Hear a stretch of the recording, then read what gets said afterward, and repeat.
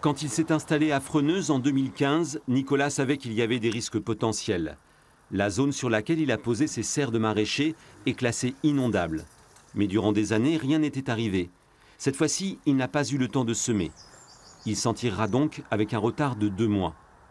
Le problème, c'est qu'il pèsera lourd, car en 2016 déjà, il avait presque tout perdu. L'État avait promis de l'indemniser à hauteur de 17 000 €. Il n'a toujours rien touché. Nous, on tenait ça pour se relever, pour investir. Et puis, c'est vrai que ça n'a pas été facile parce que on a dû s'appuyer sur des fonds personnels qui n'étaient plus du tout de la société. Donc, oui, ça a été compliqué. On nous a quand même dit qu'il y avait eu un déblocage au niveau de l'État.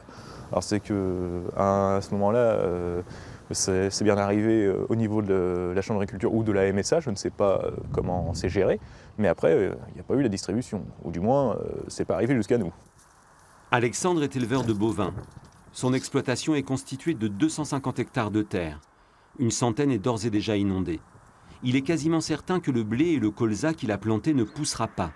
Ce nouveau coup dur vient chez lui aussi s'ajouter à celui de 2016.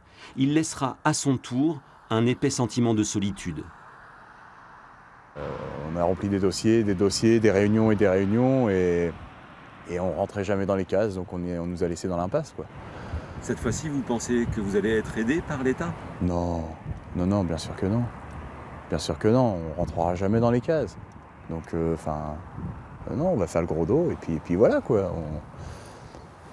Il va falloir qu'on s'en sorte, quoi. En tant qu'agriculteur, il est impossible de s'assurer lorsque l'on est en zone rouge. La survie économique tient donc du pari à haut risque.